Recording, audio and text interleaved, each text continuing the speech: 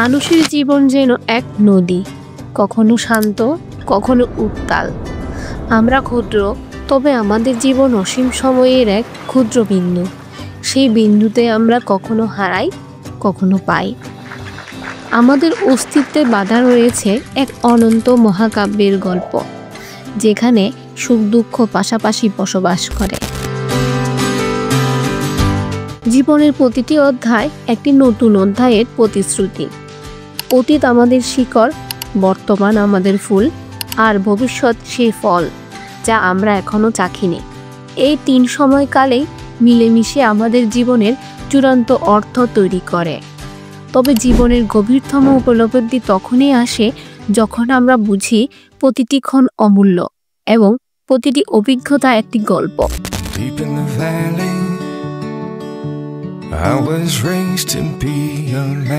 একজন পুরুষের জীবন যেন পাহাড়ি নদীর মতো।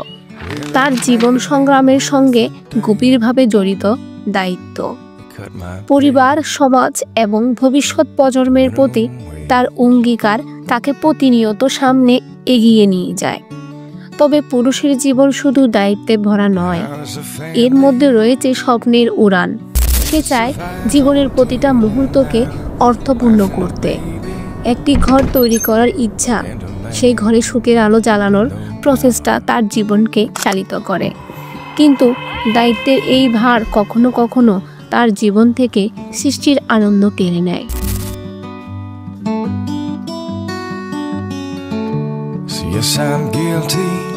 একজন নারীর জীবন যেন এক মহীরুহ, যার শিকড় মাটির গভীরে এবং শাখা আকাশ ছুঁতে চায়।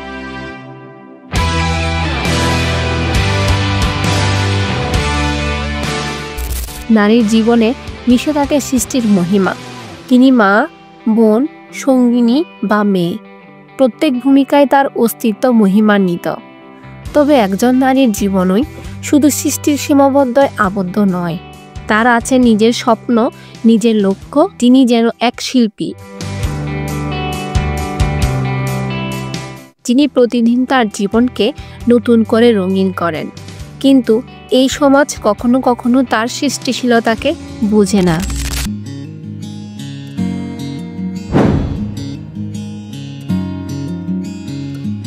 কবির চোখে জীবন এক রহস্যময় কাব্য। অতীত, বর্তমান এবং ভবিষ্যৎ তার কাছে আলাদা নয়, বরং একে অপরের পরিপূরক। অতীত তাকে শেখায়, বর্তমান তাকে রঙিন করে, আর ভবিষ্যৎ তাকে স্বপ্ন দেখায়। একজন কবি দেখেন জীবনের প্রতিটি ক্ষুদ্র মুহূর্তের সৌন্দর্য। তিনি বুঝতে পারেন পুরুষের দায়িত্ব আর নারীর সৃষ্টি মিলে তৈরি হয় জীবনের পূর্ণতা। জীবন শুধু নিজেকে খুঁজে পাওয়া নয়, বরং অন্যের মধ্যে নিজের অস্তিত্ব খুঁজে পাওয়া।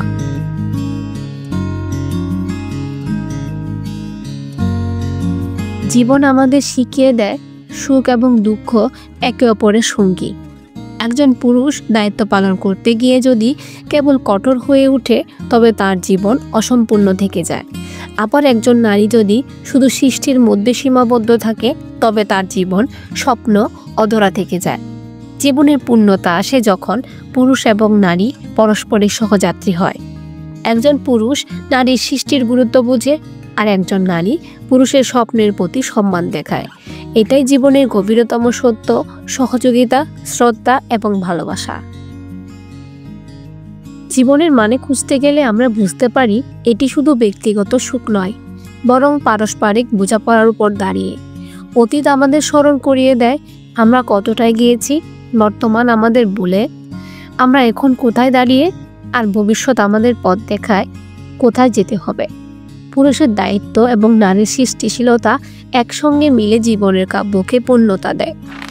কবির দৃষ্টিতে এই জীবন শুধু এক রহস্যময় ভ্রমণ, যেখানে প্রতিটি মুহূর্তে এক একটি কবিতা, প্রতিটি সম্পর্ক এক একটি গল্প। জীবন তাই মহাকাব্যের মতো অনির্বাণ, অপরিসীম।